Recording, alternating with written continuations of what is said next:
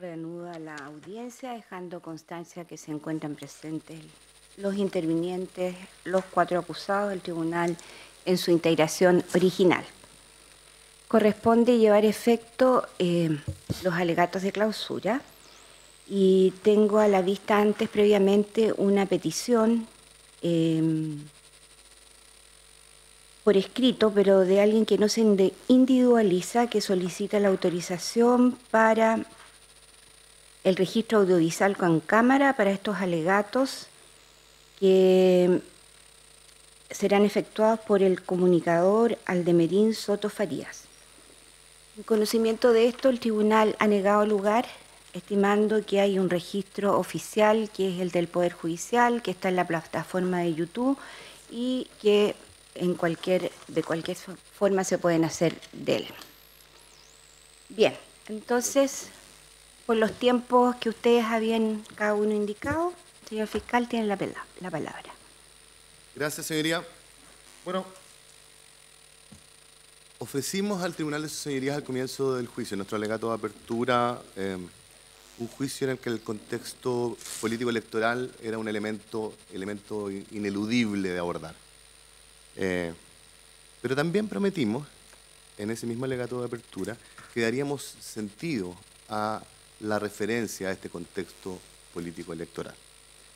Y señalamos que la médula de la utilización de este elemento por parte del Ministerio Público, alejándose de aspectos político-partidistas, sería la acreditación de un elemento que en un juicio oral como este resulta totalmente relevante, que es el móvil, el por qué se hizo por parte de los acusados lo que el Ministerio Público ha tratado de acreditar y creemos ha logrado acreditar en este juicio. Así probamos que el día 27 de octubre del 2012, en horas de la madrugada, pero precisamente entre la 1 de la mañana y las 2 de la mañana, Luciano Rendón caminaba por la carretera de Américo Vespucio, cerca de la intersección de calle Los Guindos, en la comuna de Peñalolén, y junto a sus amigos, Kurt, Lucas, Pablo, Juan José y Sebastián, comenzaron a arrancar propaganda política que se encontraba instalada en la vía pública, luego de haberse reunido de manera previa en la casa de Luciano, sin distinción específica de algún designio político, y llevados probablemente por la juventud y seguramente a la luz de cualquier padre de niños de esa edad por la irresponsabilidad. Fueron observados por brigadistas dedicados a la custodia y protección de la propaganda electoral. Estaban en 2 camionetas, una camioneta Toyota Hilux de color verde oscuro, mica, de propiedad del acusado Gómez Arévalo, en el que, y la camioneta, donde se encontraban además Julio César Encina y Manuel Ortiz, y la camioneta Mazda, color rojo, conducida por el acusado Gonzalo Concheso. Frente a un local comercial que sus señorías pudieron observar también durante el desarrollo del juicio a través de la prueba rendida, Jetboat, fueron encerrados, emboscados por las camionetas de ambos acusados, cruzándose la camioneta verde mica frente a ellos, la camioneta roja detrás de ellos, bajándose el personal brigadista entre los que estaban los acusados de esas 2 camionetas, atacándolos una vez que los habían dejado imposibilitados de escapar. Portaban elementos contundentes, palos, fierros, llaves para cambiar neumáticos. Los atacaron, los persiguieron, los golpearon, a unos más que a otros, y claramente Luciano fue quien sufrió el ataque más feroz de todos. Golpes con una llave metálica, palos con clavos, puñetazos, patadas, pisotones, principalmente dirigidos a su cabeza, también a sus manos, con las que Luciano se protegió hasta quedar en una posición fetal, lesionado, con su cráneo fracturado, con lesiones intracraneales cerebrales que necesariamente le ocasionarían la muerte momentos después si no había intervención médica oportuna. Lucas, Kurt, Pablo, Juan José y Sebastián nos contaron este evento con total claridad. Nos mostraron con sus relatos cómo se reunieron en la casa de Luciano, cómo llegaron hasta calle Grecia, en el sector donde se encuentra el Serviestado en el que tomaron contacto por primera vez con los brigadistas. Y ellos se percataron de esa situación, sabiendo la irresponsabilidad, el error que cometían, se supieron observados. Y eso el tribunal lo pudo observar también, compatibilizado con el informe pericial de la perito Paula Campos, que nos mostró un set de 15 fotografías que nos permitieron identificar el lugar, la entrada al lugar por parte de los jóvenes, que Juan José reconoció en su declaración, y el contacto con las camionetas que no permanecieron en el lugar, sino que se movieron, salieron del lugar, incluida la camioneta roja, que salió alrededor de la 1 de la mañana y volvió alrededor de las 2. Nos contaron cómo se encontraron por segunda vez con la camioneta oscura de los brigadistas y que uno de ellos los observó desde el asiento del copiloto. Y ahí ya supieron que en definitiva algo malo estaba pasando. Todos fueron contestes con eso. Y luego, como momentos después, solo momentos después, se produce esta encerrona, ¿no es cierto?, en que las personas se bajan, los golpean con estos elementos contundentes, con palos, con una llave de auto, varios coincidieron en este aspecto, y mientras los amenazaban, les gritaban, literalmente en voz de alguno de ellos, que andan rompiendo weas, garabatos. Pablo y Juan José pudieron cruzar a Américo, son jóvenes. Kurt recibió un golpe, pero logró escapar, junto a Sebastián. Pero Luciano no tuvo la misma suerte. Los acusados abandonaron a Luciano tirado en el suelo, muriéndose. Todo esto fue oído por una testigo fundamental, doña Ana Medina Muñoz, que vivía en el segundo piso, a la sazón, en el segundo piso del local comercial Jetbolt que se encontraba en ese momento. Oyó todos estos hechos. Es importante la inmediación porque las personas, los testigos tienen muchas veces todos sus sentidos alerta. En este caso, el sentido relevante fue la audición. Doña Ana escuchó, despertó en mitad de la noche con esta tole-tole, con estos gritos, con estos garabatos, la palabra del huevo, dijo doña Ana, amenazas, gritos, oyó golpes. Y de manera paralela al oír estos golpes, sentía como estos golpes ocasionaban un joven, un niño, dijo ella, gemía. Gemía llamando a su madre. Sintió cómo, en su percepción, fundada, explicada al tribunal, las personas que estaban atacando a ese niño que gemía y llamaba a su mamá, estaba siendo atrincado, dijo ella, contra el local comercial. Y después siguió, después de que estos ruidos terminaron, siguió gimiendo y llamando a su madre, hasta que escuchó la presencia de carabineros en el lugar. Fue valiente doña Ana, porque no solo declaró señalando su domicilio, que era importante también para el Ministerio Público para poder acreditar por qué ella se encontraba en ese lugar, y hubiese sido una complicación poder rendir esa declaración sin explicar los motivos por los cuales ella estaba ahí. Y fue muy valiente porque se atrevió a declarar en este juicio a pesar de las amenazas que sufrió y que explicó y justificó en esta audiencia. De cómo al momento que ella se enteró de este hecho, porque fue una gigante noticia en su barrio, y los hechos habían ocurrido bajo su casa, y cómo en el mismo local de la esquina pudo acceder a las personas que dijeron que a un joven le habían golpeado al momento, esa noche, esa madrugada, cómo tomaron contacto con ellas, tanto la policía como los familiares, y por sobre todo el momento de la reconstitución de escena realizada por el fiscal Felipe Sepúlveda en esta investigación, en el que, en definitiva, por intermedio de su jefe, el dueño del local comercial para el que ella trabajaba, se le advirtió que no prestara declaración, diciéndole que se quedara callada, diciéndole que eran municipales, que se verían en el municipio de Peñalolén. Luciano, al declarar en juicio, vino a poner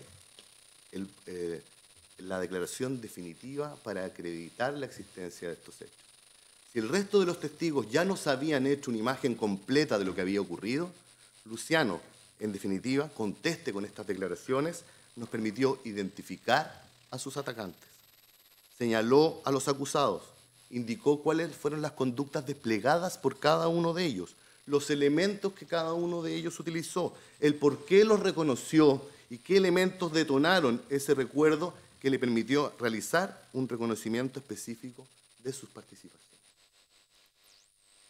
Las lesiones que Luciano tenía en ese momento le agarrarían la muerte, pero el destino puso en su camino a don Jorge Revilo Aguirre, que pasaba en ese momento saliendo de una actividad de trabajo en horas de la madrugada, que lo tomó, que pensó que estaba ebrio primero, pero se dio cuenta de que no tenía olor a alcohol. Pensó que lo habían atropellado, pero se percató, sus señorías lo escucharon, de que no tenía una lesión que pareciese que hubiese sido atropellado. Parecía entonces que había sido golpeado y trató de registrar en sus vestimentas. Se encontró su teléfono, llamó por teléfono y se contactó tanto con su familia como con sus amigos. Ese momento es el momento en que Luciano vuelve a tener una oportunidad de vivir. Luego tuvimos la declaración de don Bernardo Chávez Plaza, que en definitiva salvó la vida de Luciano. Un médico cirujano, especialista en cirugía neuroclínica, especialista del Instituto Asenjo, que tiene por principal actividad el salvataje, las actividades vinculadas con lesiones neurológicas. Detalló sus intervenciones, nos dijo qué pronóstico tenía de sobrevida Luciano, dijo un 1 o un 2%, que realizaron actividades de salvataje que estaban en el límite de los protocolos tradicionales y tuvieron que provocar que la familia le firmara autorizaciones para intervenir con actividades de salvataje más allá del protocolo y que permitieron, en definitiva, que Luciano permaneciera con vida. Nos dijo que las lesiones eran compatibles con la intervención de lesiones de terceros, no compatibles con otros eventos traumáticos como un accidente o un atropello, atendida la cinemática del trauma, y nos dijo que aparecían en los antecedentes clínicos y en su observación directa varias lesiones de alta energía. Esta declaración fue compatible con la declaración del perito legista don Hugo Aguirre, quien nos indicó, además de analizar todas las lesiones de Luciano, que estas lesiones eran compatibles con la agresión por terceros, utilizando elementos contusos, como palos o fierros, no compatibles de nuevo con atropello. Y la evidencia científica comenzaba a poner como cierta, sin lugar a ninguna duda, la versión de nuestros testigos y principalmente de Luciano. Finalmente, doña Vivian Bustos Vaquerizo, perito de la OCAR, la doctora le refirió al tribunal qué elementos o insumos tuvo a la vista: el dato de atención de urgencia del Hospital Salvador, la ficha clínica de Luciano durante todo su periplo aquella madrugada y en el tiempo posterior, la imagenología del cerebro de Luciano, y concluyó que Luciano presentaba 25 lesiones, 24 de las cuales daban huellas de trauma mecánico, de una etiología contusa, localizada en distintos planos y segmentos del cuerpo de Luciano, lo que, a la luz de lo que nos explicó, era relevante para descartar la posibilidad de un accidente de tránsito y sí hacerlo compatible con lesiones de tercero. Estas indicaban, según nos dijo, contacto sucesivo y reiterado con elementos contundentes.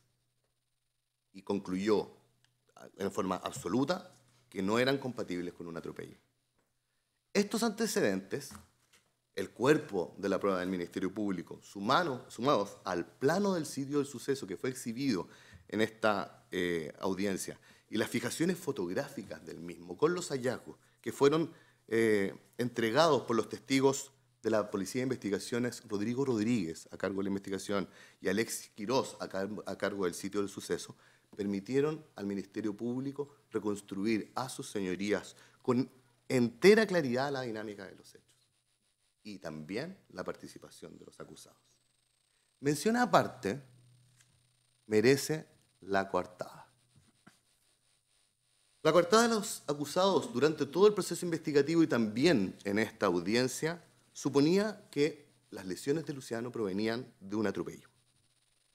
Así se desprendió de las declaraciones en juicio de los acusados Manuel Ortiz, Gonzalo Concheso, Juan Gómez, sumados a lo declarado por el acusado Julio Encina a don Rodrigo Rodríguez de la Policía de Investigaciones, quien entregó al tribunal la declaración de esto durante el proceso investigativo, y la declaración totalmente esclarecedora a opinión del Ministerio Público de Fernando Jorquera Maldonado.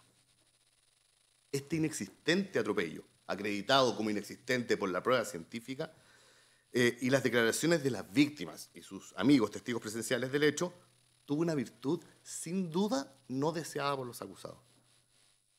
Confirmó la distribución de los acusados en las distintas camionetas esa noche, los colores de las camionetas, el orden en que estas camionetas iban en la caletera de Américo Vespucio al momento de los hechos, la velocidad a la que estas camionetas iban, la distancia a la que estas camionetas iban, una al lado de la otra. Confirmó que se toparon con Luciano y sus amigos previamente en el Serviestado. Confirmó que los observaron portando palos. Y volvamos con esto al móvil. Ellos estaban cuidando la propaganda y estaban viendo unos chicos portando palos, que los identificaron como un peligro para la actividad que ellos estaban desplegando. De las declaraciones de don Manuel, de Manuel Ortiz sobre todo, apareció un concepto altamente relevante. Ya habían tenido eventos anteriores con anarquistas. Este prejuicio, mucho más parecido a un delito, a la vinculación con un delito de odio, que a la de un Estado democrático. La clasificación de las personas por vestimentas, por características físicas, de gusto. Lo cierto es que el móvil aquí estaba presente. Confirmó que estaban en el lugar, esto es muy importante, confirmó que los acusados estaban en el lugar y el momento en el que Luciano sufrió las lesiones que le ocasionarían la muerte.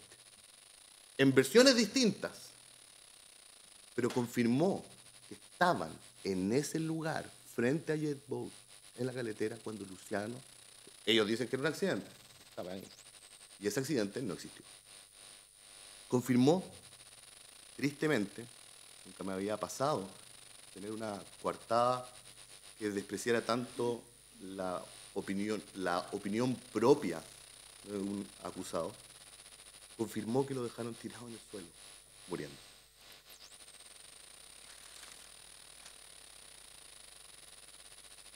Confirmó que hablaron entre ellos, personalmente, en el momento, las dos camionetas, sobre las lesiones de Luciano, y también se contactaron por teléfono. Confirmó que no querían verse involucrados con este hecho. Retomaré eso al final de este alegato.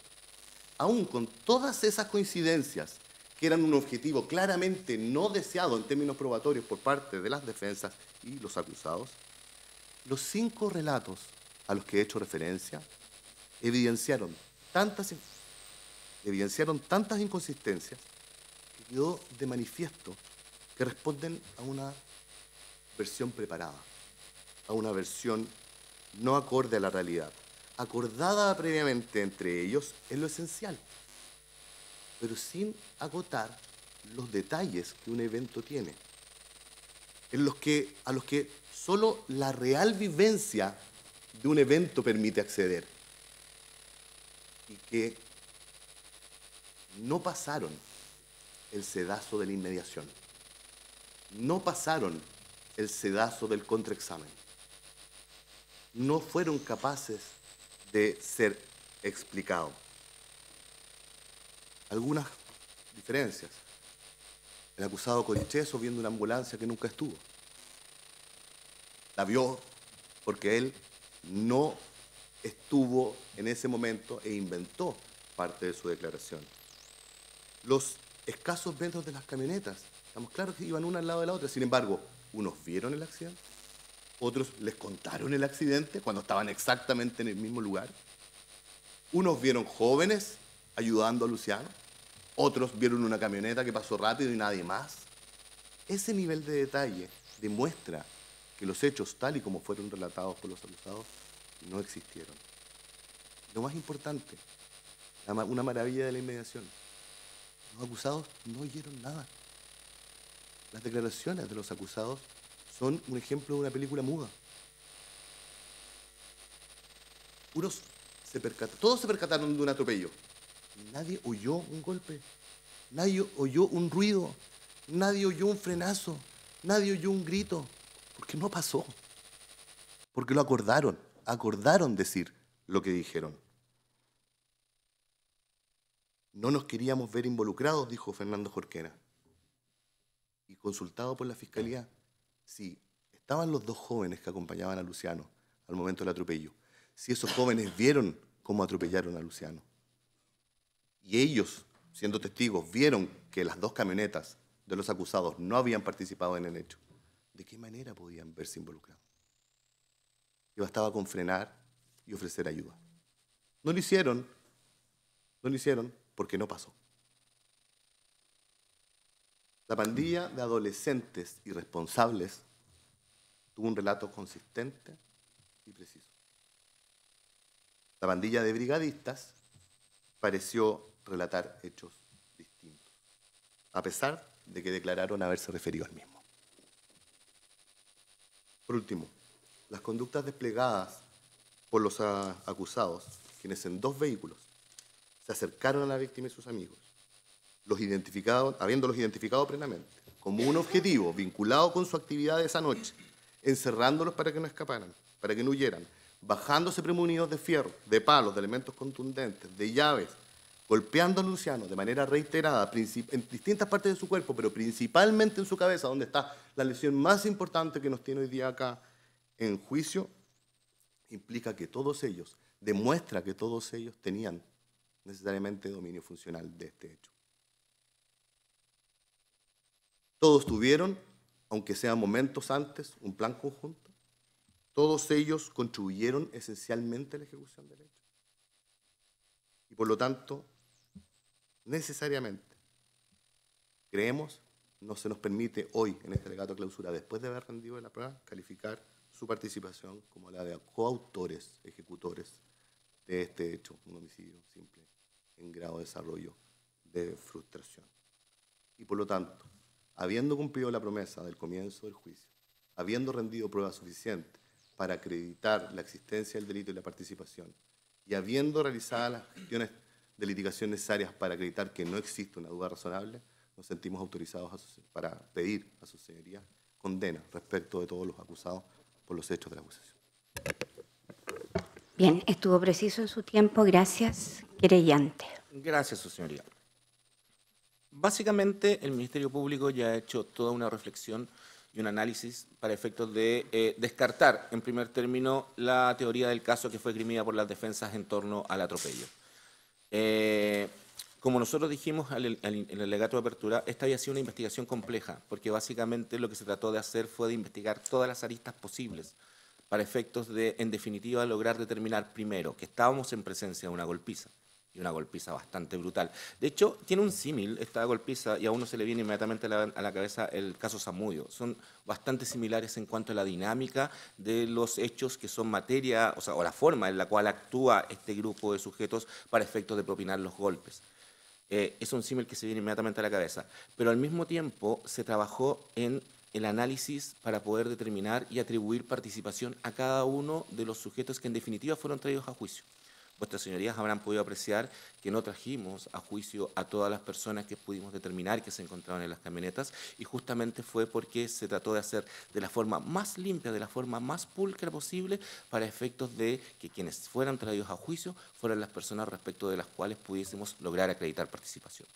El hecho punible que ha sido descrito por el Ministerio Público se encuentra suficientemente acreditado con los mismos medios de prueba que ellos ya han señalado y que no vale la pena volver a repetir en el contexto del alegato de clausura. Sí podemos plantear algunas diferencias en algunas cosas, pero lo vamos a hacer cuando nos refiramos a la calificación jurídica. En lo que refiere a la participación, tenemos que la participación se encuentra corroborada por, como lo dijo el Ministerio Público, de mal, sin que la defensa lo previera, con la prueba que fue proveída por la propia defensa. También tenemos el reconocimiento claro, preciso y perfecto de Luciano Rendón, que es concordante, por ejemplo, con el resto de la prueba que rinden los otros testigos en el presente juicio. A ejemplo, a señalar, ambos, Luciano Rendón coincide con los otros testigos en que al menos uno de los sujetos desciende con lo que parece ser una herramienta de auto, que es el sujeto que primero lo golpea.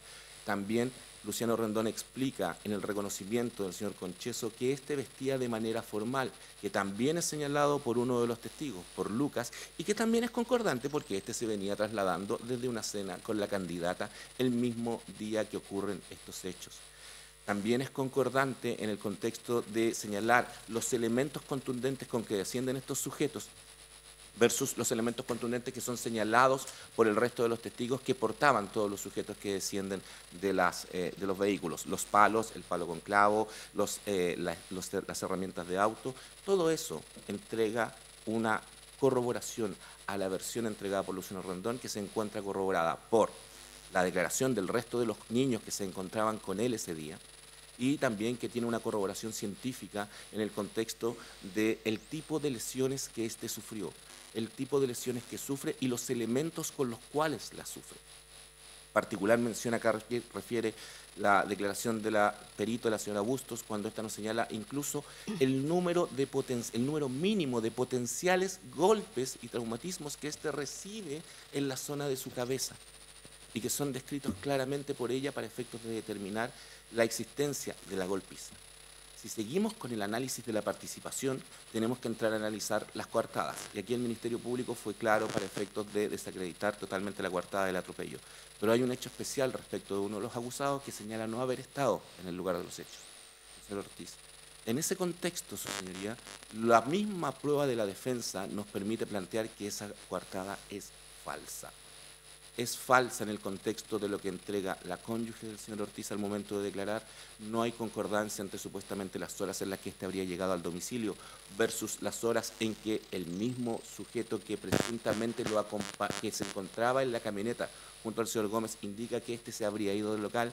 No hay concordancia en el transporte, mientras una dice que se trasladaba en jeep, el testigo aportado por la propia defensa nos dice que se trasladaba en su propio vehículo.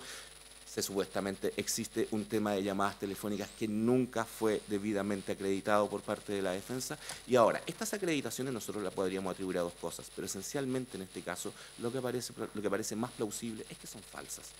Y esa misma falsedad, esa estructura de falsedad en la coartada que se pretende implementar, entrega un mayor valor y un mayor grado de veracidad completamente a la imputación que realiza Luciano Rendón. Más aún, si este es el jefe de campaña y el asesor del candidato, si es el día anterior a la elección, todo debe quedar registrado y todo debe quedar listo para el día siguiente, si debe supervisar a todos y cada uno de los sujetos que trabajaban en el comando, no es plausible creer que se haya retirado a su domicilio a descansar en circunstancias que todo el resto del personal se encontraba trabajando.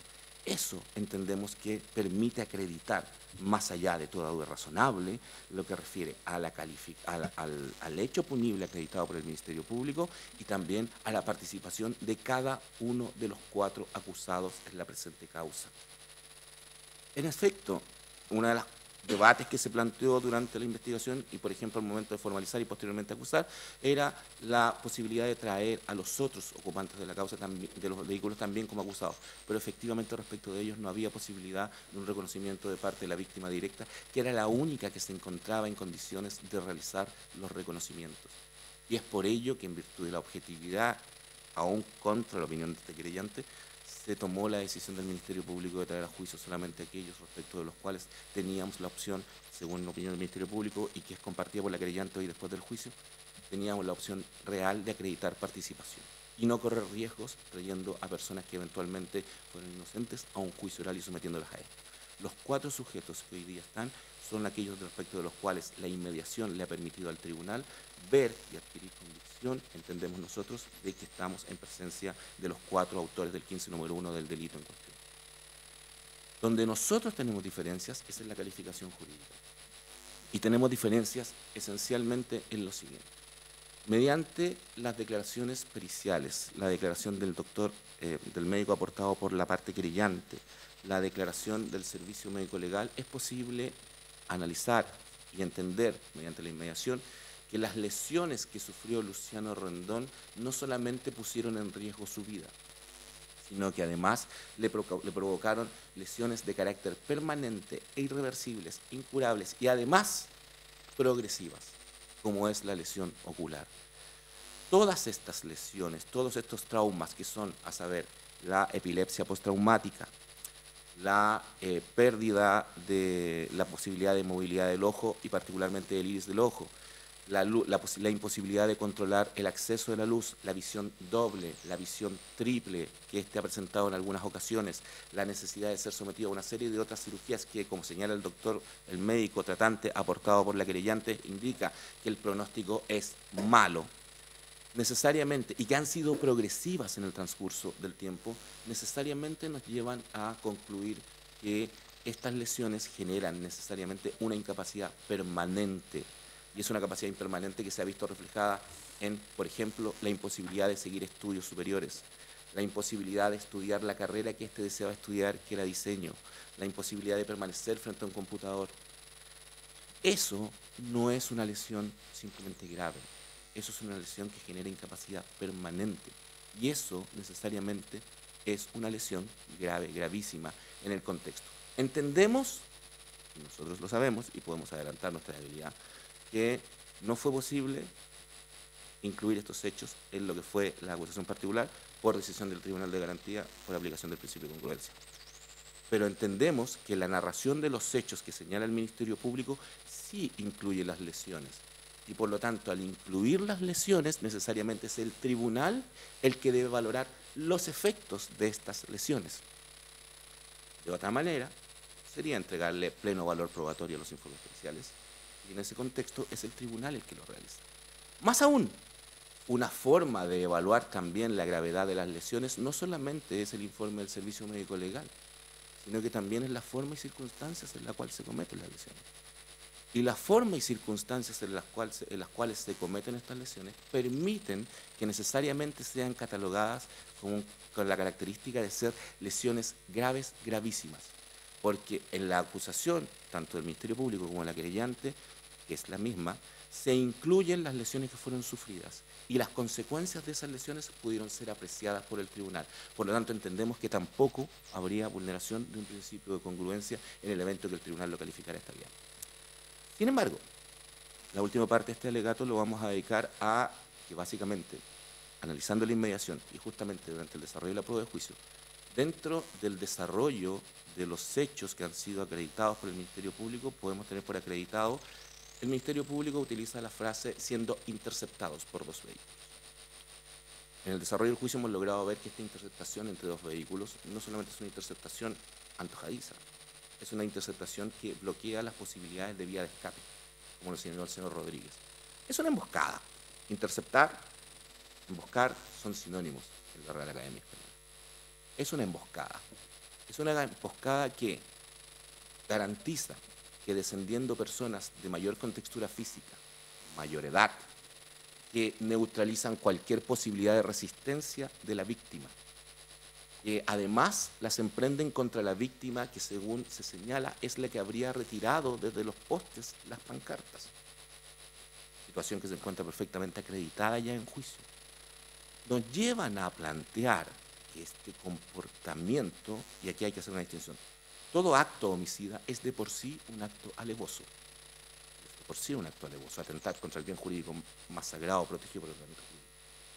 Pero hay determinados casos en cuales este comportamiento alevoso, cuando refiere a garantizar la indefensión de la víctima, excede ese margen y pasa a constituir una circunstancia especial. Y así se consagra en la causal primera del 391, para efectos de determinar el delito de homicidio calificado.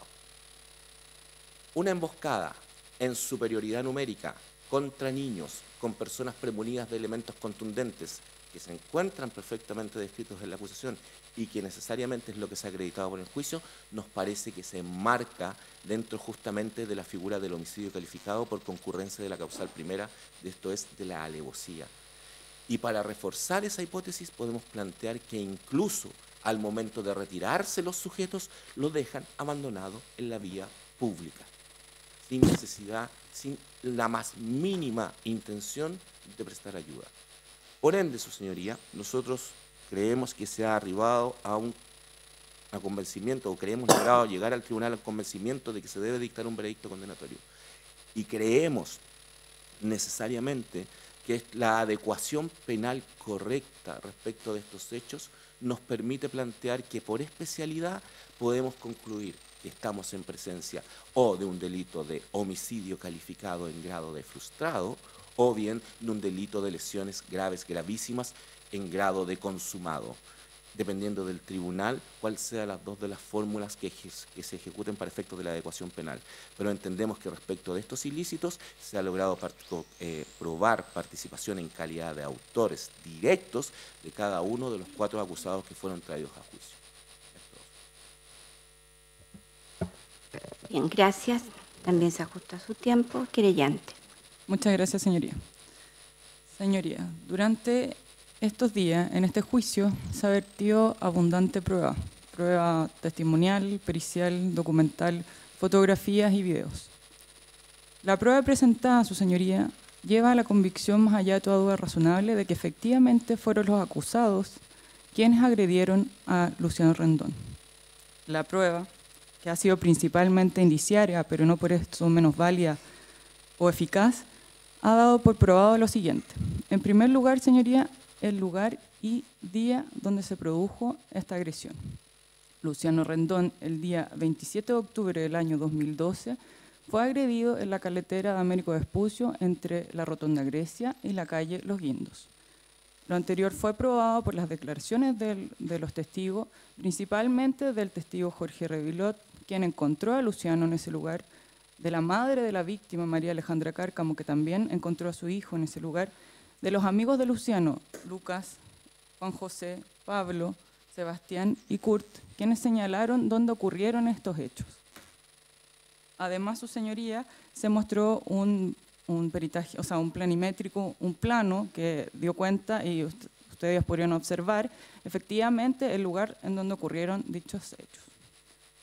A su vez, señoría, se probó de que efectivamente los imputados, los acusados, se encontraban en dicho lugar. Esto se probó por las declaraciones de los propios acusados, quienes se pusieron en el lugar, además de la declaración de Iván Salinas y la declaración de los testigos amigos de Luciano. Luciano fue agredido con objetos contundentes, lo que le causaron lesiones que de no haber mediado la asistencia oportuna le habrían ocasionado la muerte. Esto fue probado por los peritajes de la señora Vivian Bustos, el perito Hugo Aguirre y la declaración de Bernardo Chávez, el doctor Bernardo Chávez, quien señaló que la sobrevida de Luciano era de entre un 1 y 2% y que de no mediar la asistencia médica oportuna, su resultado habría sido efectivamente la muerte. Luciano, producto de esta agresión, sufrió un traumatismo cráneoencefálico que le dejó secuelas tanto físicas como psicológicas de por vida. Esto dio cuenta la misma víctima, Luciano, y también su madre, Alejandra Cárcamo. Las lesiones, señoría, no fueron en ningún caso producto de un atropello, tal como señalaron los acusados. Esto quedó claro con los peritajes de Vivian Bustos y de Hugo Aguirre, y así también de la declaración de Bernardo Chávez, quienes descartaron absolutamente que las lesiones de Luciano tuvieran concordancia alguna con un atropello, señalando expresamente a este tribunal cómo eran las lesiones de un atropello y cómo eran las lesiones de un objeto contundente, que eran las lesiones que tenía Luciano en su cabeza. Las personas que agredieron a Luciano andaban en dos camionetas, en una camioneta oscura y en una camioneta roja. Las personas que andaban en dichas camionetas pertenecían a los comandos de Carolina Leitao y de Marcelo Morán. ¿Quiénes eran las personas que andaban arriba de esas camionetas? Eran los acusados. Esto efectivamente dieron cuenta los propios acusados, como también el testigo aportado por la defensa, el señor Fernando Jorquera, quienes señalaban efectivamente cómo iban distribuidos en dichas camionetas. Finalmente, quedó acreditado, su señoría, que las personas que agredieron a Luciano Rendón ese día fueron los acusados en este lugar.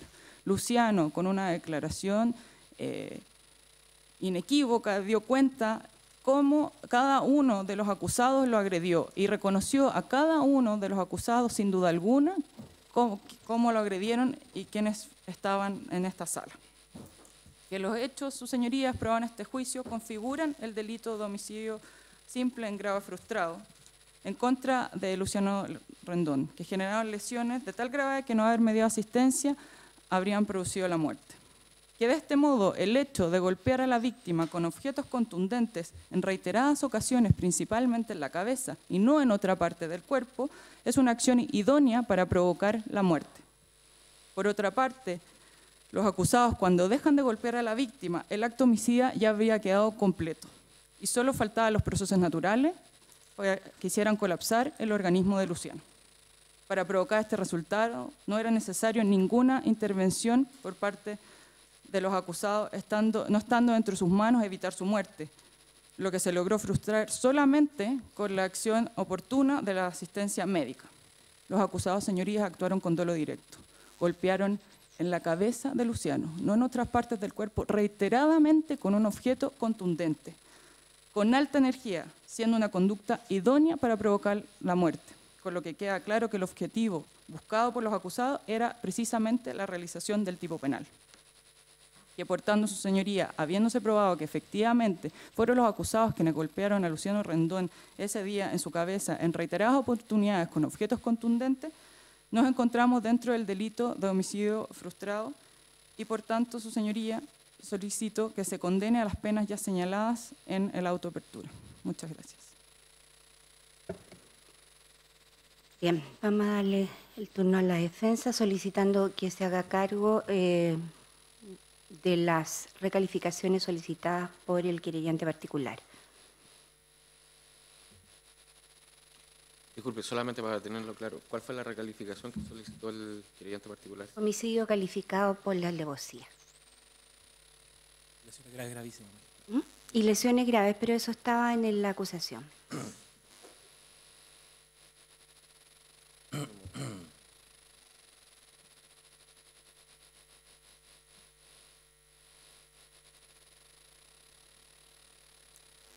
Su señoría, tal cual lo señalé el día 1, y entendiendo de que esta parte entregó en tiempo y forma una contestación respecto de la acusación que se le hizo primeramente por el Ministerio Público y en segundo término por el querellante particular, así como el querellante del Ministerio del Interior. Esta parte rechaza la tesis propuesta tanto por la Fiscalía como por el querellante particular. Al momento de observar la prueba que se rindió en juicio, podemos partir esto principalmente en dos grandes aristas. La primera arista es respecto de lo que se señala en cuanto a la participación o no participación de los acusados. Y en segundo término, el hilo conductor que tendría la víctima, las personas que circundan a la víctima, sus relaciones familiares, sus relaciones directas e incluso los peritajes que se aportaron en juicio. Pues bien, tal como señalé durante el alegato de apertura, a efectos de poder observar cuáles son efectivamente las conductas que desarrollaban los representados el día en que ocurrieron los hechos, estos se encontraban trabajando en la vía pública. Y de las propias declaraciones de ellos se desprende la forma en que trabajaban, entendiendo de que incluso señalan de que no era su cometido ni repeler ataques, ni reponer a esa fecha propaganda electoral. En cuanto al hecho señalado por tanto el Ministerio Público como la parte querellante con su prueba, esta parte entiende de que se debe contextualizar a raíz de lo que primeramente se dijo. Y lo que primeramente se dijo acá fue a través del informe y prueba pericial del doctor Hugo Aguirre. El doctor Hugo Aguirre señala que después de haber examinado a Luciano Rendón con los antecedentes que él manejaba a la época de los hechos, él dice y señala que los relatos de la víctima se superponen a la realidad. Eso lo señaló textual. Y que pidiendo incluso permiso para el tribunal cuando se le pide que aclare el porqué de los hechos o lo simplifique, él, cito comillas, y reitero, lo dijo con el mayor respeto posible, llegó incluso a señalar vulgarmente que a la víctima se le pelaban los cables. Esto lo dice don Hugo Aguirre en su primera intervención. Lo que trato de dar a entender es que desde ese momento la declaración de la víctima pasa a ser un hecho condicionado. Y pasa a ser un hecho condicionado porque lo que posteriormente declaran los amigos de la víctima que están contestes en tres hechos puntuales, en tres momentos. El primer momento, la reunión. En un segundo momento, la salida a la calle. Y en un tercer momento, lo que ocurre después de esto. Cuando los mismos acompañantes del joven Luciano Rendón señalan de que dentro de sus elementos para salir a destruir propaganda política portaban, entre otras cosas, 2 cortacartones, palos con clavos e incluso alicates, nos damos cuenta de que su relato, si bien podría tener un hilo conductor conciso, se desviaban algunos detalles que ellos mismos fueron aportando, como por ejemplo el hecho que a la época del suceso el joven Luciano Rendón efectivamente era mayor de edad. Hechos también, como que si bien algunos de ellos señalaron que no llevaban elementos cortopunzantes, uno de ellos en juicio fue claro y señaló de que era normal para él andar con un cuchillo cartonero en la calle. Llama la atención la declaración del señor Kurt Nuremberg, que además añade que era la primera vez que salían a la calle concertados para bajar propaganda electoral. Vale decir se colige de lo que él dijo, de que él ya lo había hecho antes. Si bien ese hilo conductor, ese hilo común, le da un asidero en cuanto a un antes, un durante y un después, esta parte entiende que el punto de inflexión se da en el episodio de la supuesta bajada de bandera, que dicho sea de paso, no tenía nada que ver con la participación de los comandos electorales que estaban ese día en la calle, en ese sector. Pues bien, ellos mismos señalan y están contestan en decir de que no tenía nada que ver ni con el candidato Morán ni con el candidato Leitao. Señalan además de que fueron advertidos desde una botillería de que esa propaganda electoral puntualmente estaba siendo vigilada de cerca por personas que vivían en el sector. A lo que quiero llegar es que cuando la propia víctima relata los hechos, se desmarca absolutamente de este relato que tiene un hilo conductor, en un antes, un durante y un después. Y es más, niega su participación en el lugar en que supuestamente van y toman esta bandera. Contrastado con las propias declaraciones que contaban en la carpeta investigativa, la propia víctima señala y lo dice aquí en el tribunal, lo que vale es lo que estoy diciendo hoy, no lo que yo haya dicho antes. Vale decir, desmiente la versión que habían entregado los propios acompañantes con los que él salió a la calle. De lo que doy a entender es que bien,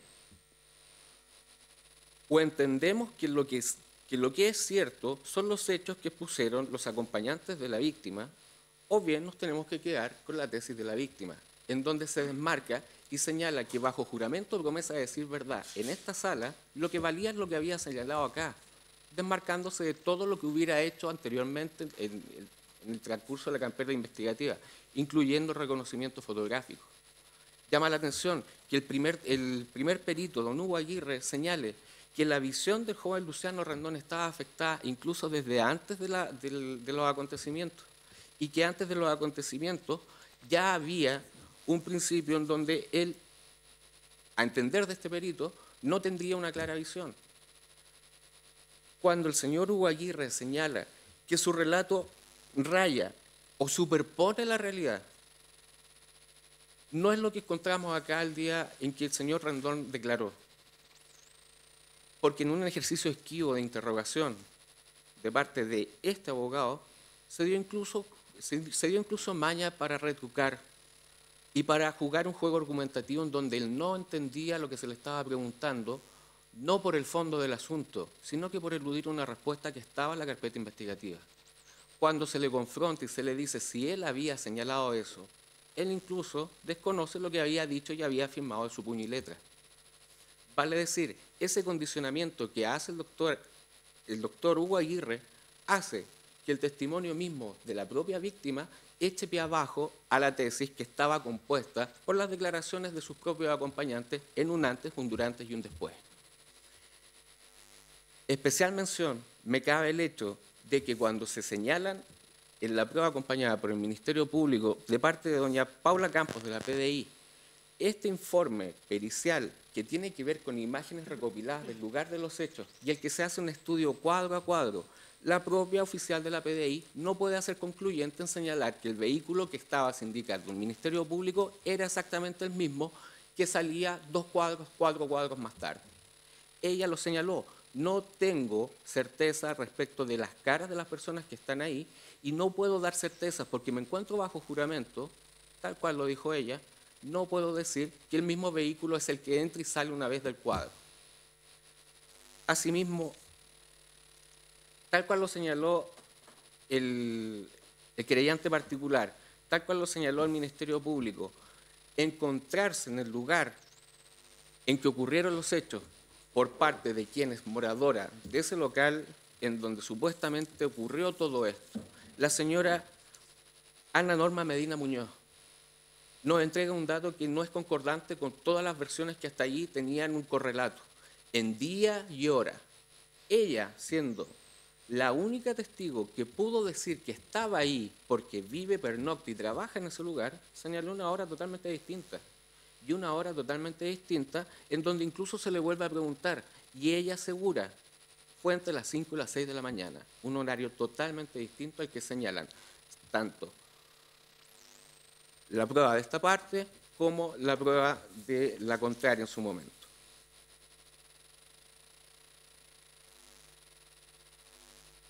En cuanto a una supuesta coacción que hubiese tenido la señora Ana Norma Muñoz para haber declarado ese día, ella señala que ella se da cuenta de que están en el trámite de reconstitución de escena porque ella ve en la esquina a la PDI con unos encapuchados. Y ella asume o presume de que ese día era la reconstitución de escena. Eso no da razón de que ella no haya concurrido a la reconstitución de escena porque estaba citada para el hecho. Ella después señala de que fue coaccionada.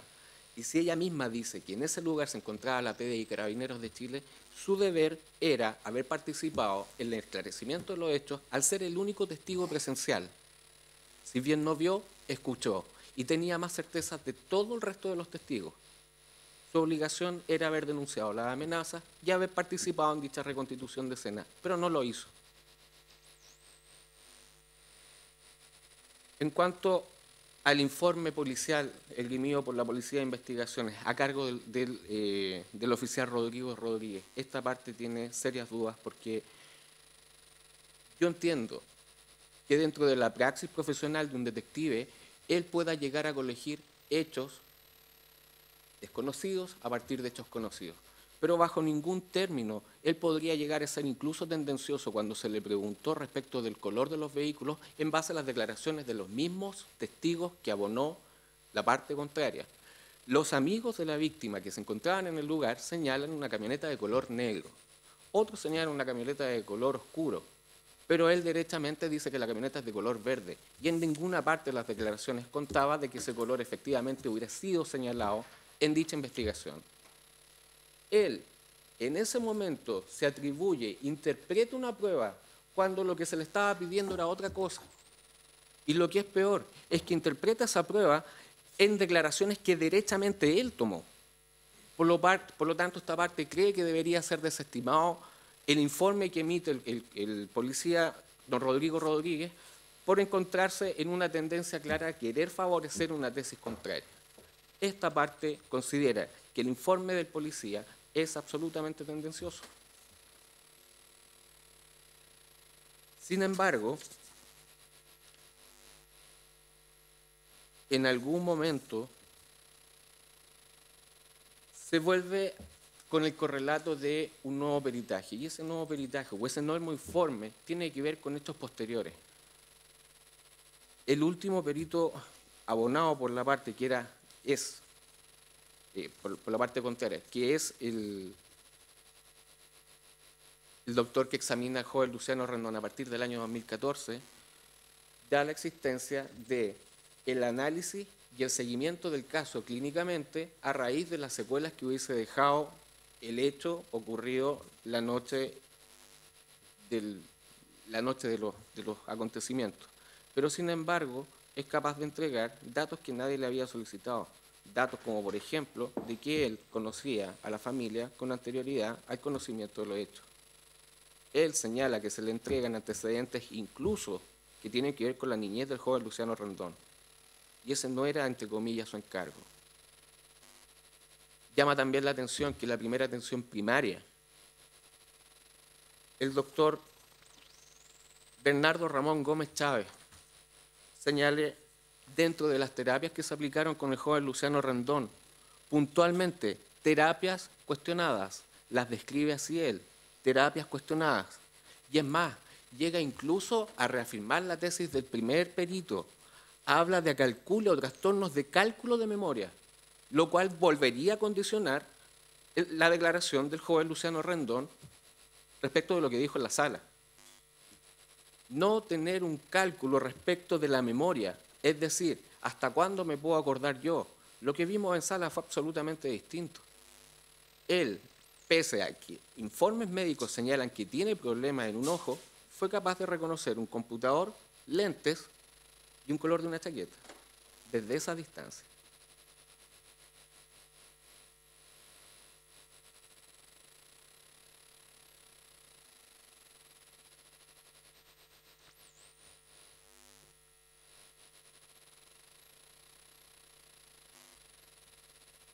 En cuanto a la declaración de don Fernando Jorquera,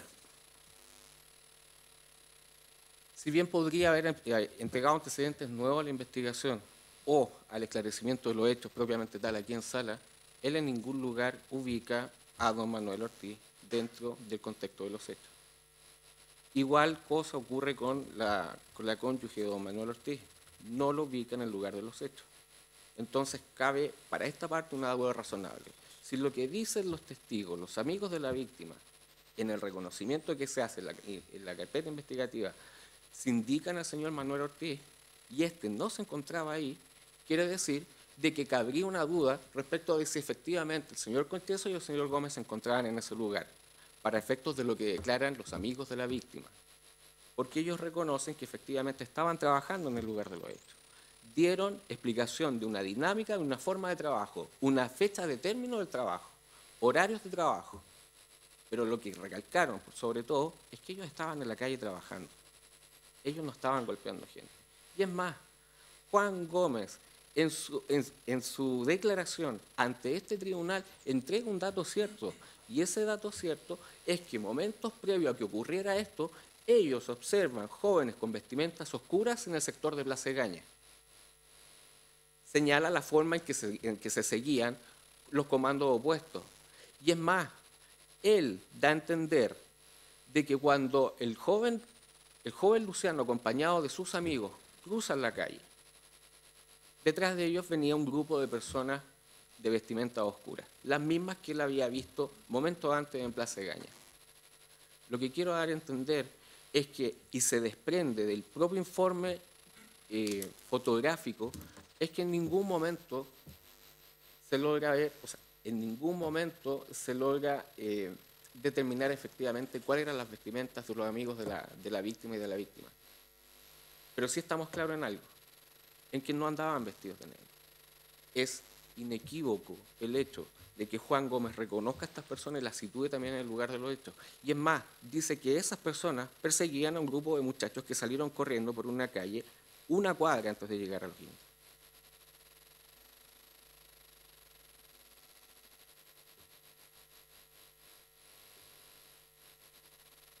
De lo dicho, o bien, si el señor fiscal, si el Ministerio Público, bajo la tesis de que esto efectivamente fue un delito de homicidio frustrado, en ningún momento se comprueba que hubiese existido el ánimo de querer hacerlo, porque los elementos lo entregan no esta parte, sino que lo entregan la contraria. Y es más, el señor fiscal, durante sus interrogatorios, trató de llegar a un punto que no fue claro. Él intentó sindicar esto como un hecho político, y esta parte le señaló, previo al inicio de los alegatos, que sí o sí esto era un hecho político.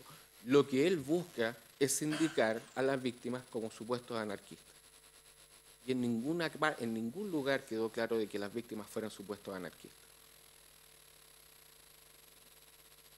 En cuanto a la tesis esgrimida por el querellante particular, esta parte entiende que por especialidad o por la gravedad, tratar de llevarle a una situación similar a un crimen de odio, como lo que podría haber sido el caso del señor Zamudio, implicaría para él premeditación de alevosía. Pero a entender de esta parte no ha sido probada la premeditación ni la alevosía en la participación que le pudiese caber a mis representados. Y de haber participación, cabe la duda, y una duda a entender de esta parte razonable. O quienes dicen la verdad respecto de la parte contraria son los amigos de la víctima y hay una lucha, o quien dice la verdad condicionado por los propios peritajes es la víctima, habría que elegir. Y habría que elegir entre ver si esto fue un homicidio simple en estado de frustrado o lisa y llanamente las lesiones son resultado de lesiones en riñón. Porque son los mismos amigos de la víctima los que señalan de que cuando el joven Luciano Rendón baja de haber estado bajando propaganda electoral colgada en un poste o en un árbol, inmediatamente se produce una pelea. Solicito la absolución de mis representados y que en el evento en que el tribunal llegue a condenar tenga bien considerar que desde el día 1 en que empezó esta investigación hasta la formalización, los acusados declararon sin la asistencia de un abogado defensor. Desde ese día han prestado declaración de forma voluntaria y espontánea, colaborando con Bien, estos eso corresponde a la audiencia del 343, si es que...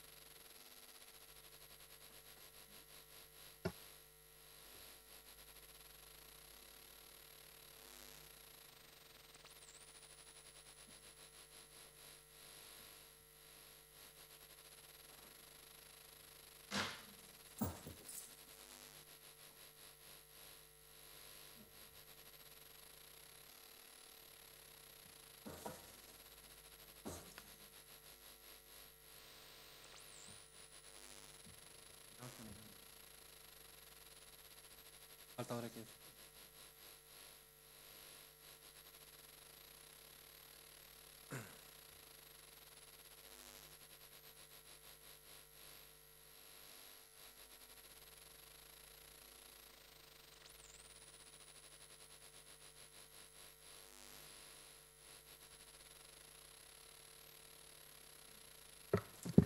Bien, gracias.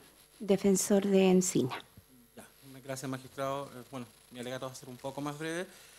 La defensa, en su alegato de apertura, señaló que iba a solicitar la absolución por falta de participación, señalando de que la prueba vertida por parte del Ministerio Público en estrados iba a ser insuficiente para poder acreditar la participación de mi representado en el hecho antes señalado. Magistrado, esta defensa, de acuerdo a lo que se ha vertido en juicio, tanto alegatos de, o sea, prueba del Ministerio Público como de esta defensa, declaraciones de testigos, peritos, la defensa estima de que efectivamente por parte de don Julio Encina no hay participación en el hecho. La defensa pública entiende de que el día 27 de octubre del 2012 efectivamente ocurrió un hecho de lesiones en el sector antes señalado, pero que en ningún momento, en opinión de esta defensa pública, coloca a mi representado en la posición de haber participado de dicha situación. Es más, magistrado, voy a hacer referencia a declaraciones de dos peritos que declararon en este juicio, que es el perito don Hugo Aguirre, porque aquí se habló de la visión del imputado Luciano Rendón, y el perito Hugo Aguirre señala de que se detectó un problema de visión en el ojo derecho de don Luciano Rendón, el cual señalaba que tenía un 0,2% de visión al momento que ocurrió este hecho, y que respecto del ojo izquierdo tenía un 100% de visión. Ante la pregunta de la defensa, de uno de los defensores, señala que el hecho no es atribuible al trauma ocurrido específicamente en esa oportunidad. Con posterioridad, declara el perito médico cirujano don Bernardo Chávez, y a la pregunta del tribunal, porque señaló de que él tenía secuelas en el área social, en el área de memoria, y da una leve síntesis de qué significa esa secuela en ambos casos. Pero del punto de vista de la secuela de la memoria o de la capacidad analítica, señala que este perito que esta víctima puede tener recuerdos, pero no puede dar testimonio, fantasea, tiene superposiciones respecto a muchas cosas. Está, como dice, con los cables pelados. Así dice este perito médico cirujano.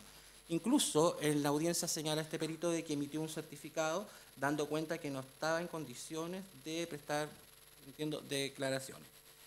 Con posterioridad, el perito de la querellante, que es un perito médico, señala que sí, él vio esta prueba oftalmológica del primer perito, y que señala que no entiende por qué dio ese resultado, porque en opinión de él tenía problemas que estaban agudizados producto de esta lesión. Sin perjuicio de eso, magistrado, cuando la víctima se le hace el ejercicio por parte del Ministerio Público, porque hace un ejercicio de reconocimiento, entendiendo de que el imputado sí recordaba ciertas características de personas que pudieran haber participado en estos hechos del 27 de octubre del 2012. Y dice, sí, yo conozco a esta persona porque se parece a mi tío, porque está con lentes. Lo logró ver perfectamente, siendo que tenía un problema de visión, los lentes, como dice el colega defensor privado. Y después, en base a características, sigue reconociendo a las demás personas, pero eso es un ejercicio en base a características.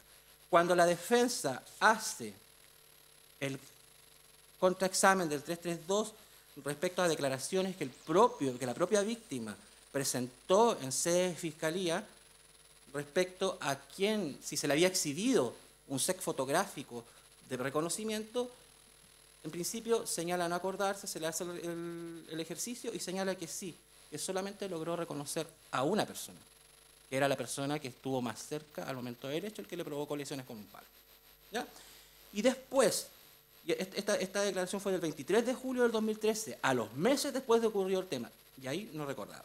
Después se le hace otro contraexamen del 332 respecto a una declaración que también prestó en fiscalía respecto a las vestimentas que usaba los supuestos agresores. Y señala que no recuerda porque era de noche. A una de las preguntas de la defensa, si era porque no tenía buena visión, él dice que no tenía buena visión porque al momento de que estaba internado no tenía buena visión. Pero el momento de la declaración fue el 22 de abril de 2015 y señala en esa declaración que no tenía buena visión al momento del hecho de los hechos ocurridos que fueron el 27 de octubre del 2012. Ante esta situación, magistrado, la defensa entiende que el Ministerio Público, con todos los antecedentes que tiene, si bien hay testigos que dicen que mi representado iba en un vehículo, que iba durmiendo, que fue el testigo que declaró al final, que fue el testigo de la defensa, Fernando Jorquera, la defensa entiende que no hay elementos suficientes para poder determinar que mi representado tuvo participación en esa agresión tan brutal que sufrió este joven Luciano Rendón. Ante esta situación, la defensa respecto de Julio Encina solicita se absuelva de los hechos antes descritos. No tengo más alegaciones, magistrado. Bien. ¿Para su réplica 5 minutos será suficiente o requiere más? Menos, señor. Bien. Voy a ser muy breve. Adelante. Gracias, señoría. Primero, a partir de los alegatos de clausura, queda claro que las defensas, convencidos por la prueba del Ministerio Público, han abandonado ya derechamente la tesis del atropello y aceptan la tesis del Ministerio Público.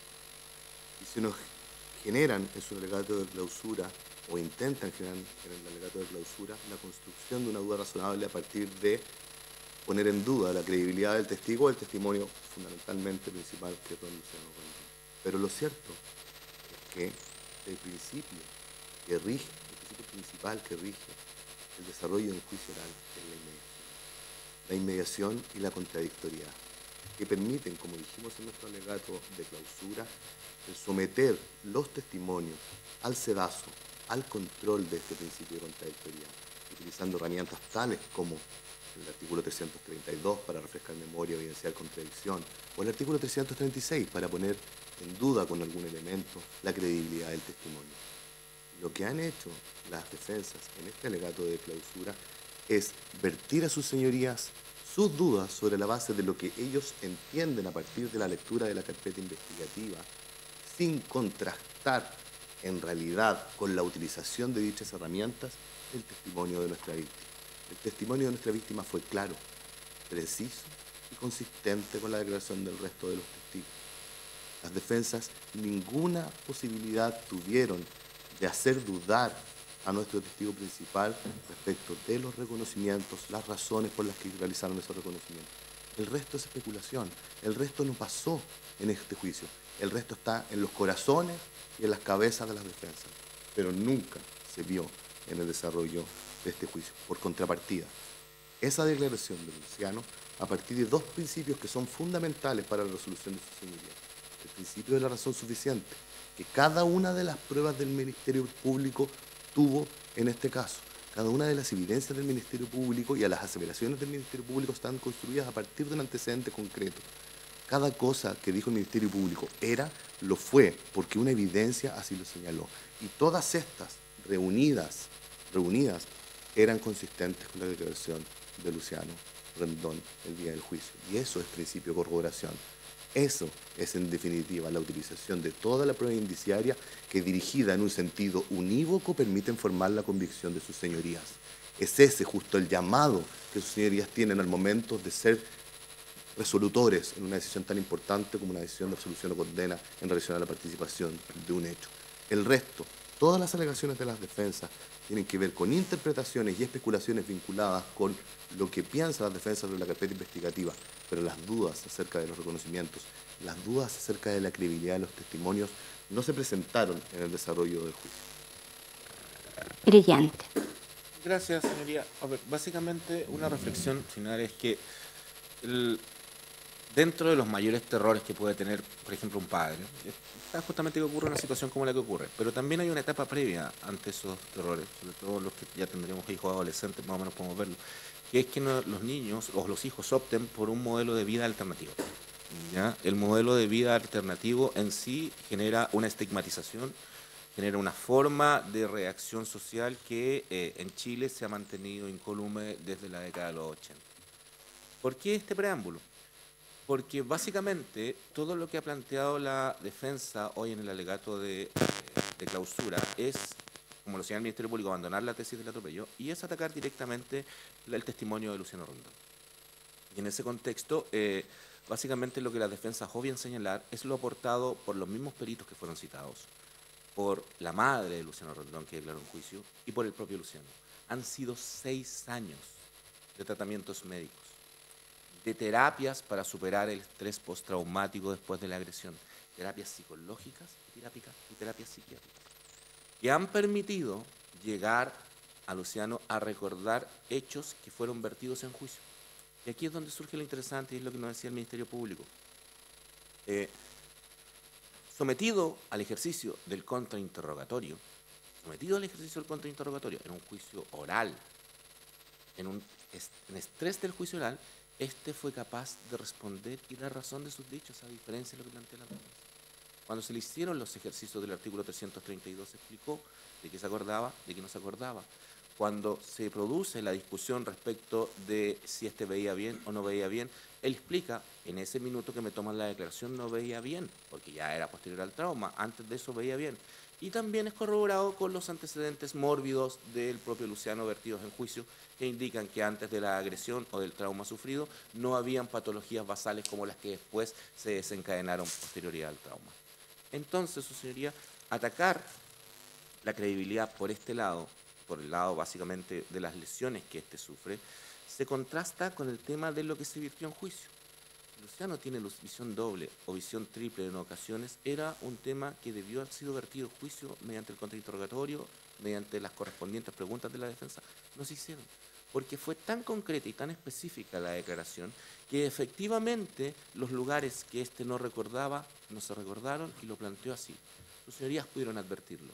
Este proceso de 6 años para llegar al día de hoy ha sido un proceso que ha sido acompañado de una serie de profesionales de la salud justamente para el tema de tratar de recuperar la salud de este. Y en ese contexto, su señoría, creemos que intentar desvirtuar la participación desacreditando este testimonio no cumple con el estándar mínimo para generar justamente esa duda razonable. ¿Por qué? Porque fue visto por sus señorías, por la inmediación. Tuvieron acceso a él, pudieron ver sus declaraciones, pudieron complementar incluso con preguntas de haber querido, se pudo haber hecho todo eso y no se hizo ese ejercicio. Por lo tanto, pretender implementarlo ahora es claramente dar una vuelta de tuerca a un poco a la apreciación de la prueba versus la inmediación que el tribunal pudo apreciar durante el desarrollo del juicio. Querellante. Señoría, habiéndose hecho cargo el Ministerio Público y el querellante de casi todo lo señalado por la defensa, solo, señoría, hacer hincapié en lo que ya señalé y que la defensa ha señalado respecto al dolo de los acusados, y que es por el hecho de golpear en reiteradas ocasiones con alta energía, con objetos contundentes en la cabeza de la víctima, se da ya el dolo homicida. Solo eso, señoría. Bien.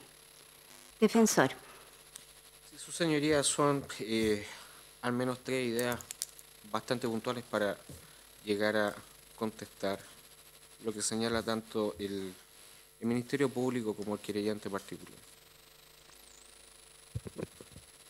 Ellos señalan de que esta parte buscó generar una duda razonable. La duda razonable la dio la propia declaración, tanto de testigos como lo que señalaron los peritos en su momento.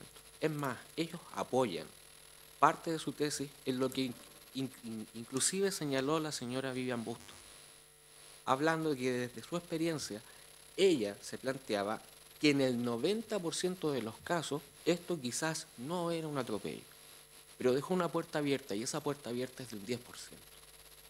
En su experiencia profesional, habiendo incluso contrastado el resto de otros exámenes, ella nos deja esa puerta abierta. No es que nosotros busquemos una duda razonable.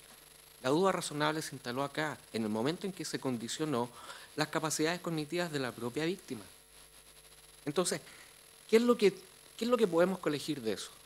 Si lo que el Ministerio Público y el querellante particular quieren es que lo que valga acá no sea el examen de la carpeta investigativa, sino que propio y derechamente lo que queda a merced de vuestras señorías en cuanto al principio de inmediación, alguien aquí está mintiendo. O la víctima no tiene ningún tipo de trastorno, o los informes periciales son tendenciosos. Creo que eso daría respuesta a la vuelta de tuerca que está señalando el querellante particular.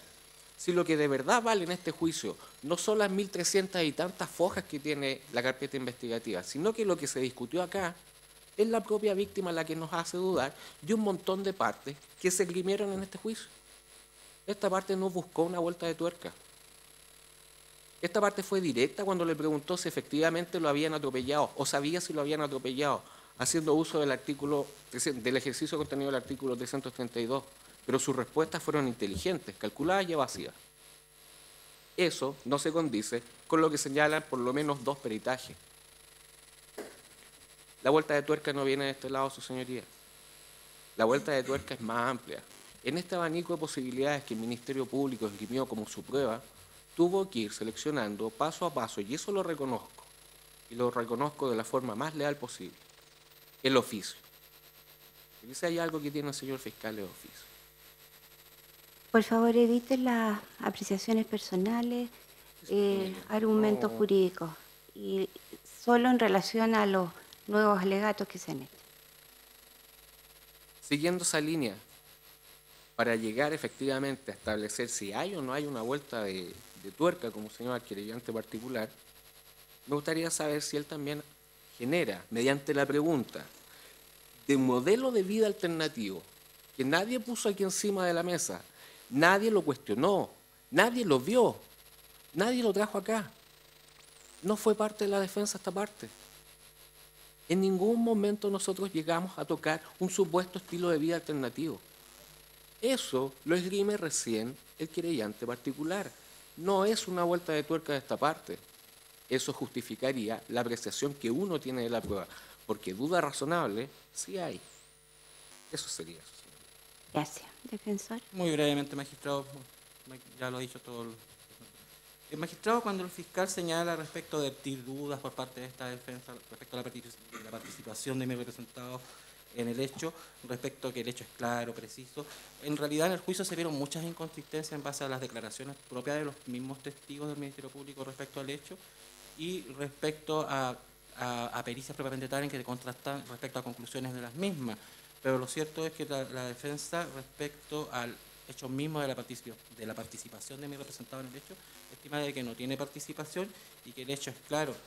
Si bien se señala que hay razón suficiente en el Ministerio Público respecto de que hay un principio de corroboración, entiende la defensa que el principio de corroboración en esta audiencia propiamente tal no se ha dado, toda vez que la víctima en su declaración, si bien hace un reconocimiento en base a características, entiende que no es suficiente.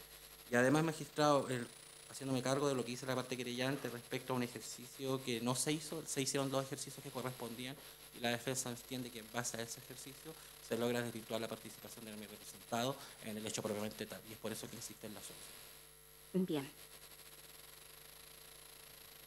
Concluido los alegatos, vuelvo a ofrecerle la palabra a los acusados si es que tienen algo que decir respecto a lo que se escuchó durante la audiencia. No reiteren lo que ya declararon inicialmente. En forma breve, en esta oportunidad no van a ser interrogados por ninguno de los intervinientes. Señor Manuel Ortiz, ¿tiene algo que decir? Sí, magistrada. Voy a tratar de ser muy breve. Siento que esto es una gran injusticia. yo creo mucho en el sistema público, en el sistema el cual hoy día nos estamos enfrentando, y me queda una tremenda duda, porque yo se lo he preguntado siempre a mi abogado y he tratado de leer e investigar en este tema. Desconozco hoy día cuál es la finalidad de un fiscal. No sé si es entregar la veracidad de los hechos o manipularlos. Y hoy día me he dado cuenta de eso. Solamente era eso, señor magistrado. Bien, Francisco Gómez, ¿tiene algo que decir? Julio, no, Gonzalo Concheso. Sí, magistrado, breve. Lo único que digo, soy inocente y el fiscal lo sabe. Y manipula las contradicciones y las mentiras hemos cooperado y él sabe que somos inocentes. No el creyente, porque el creyente se aplicó después y él lo sabe. Bien. Julio Encina. Bien, se declara cerrado el debate, entonces el tribunal se va a retirar a deliberar.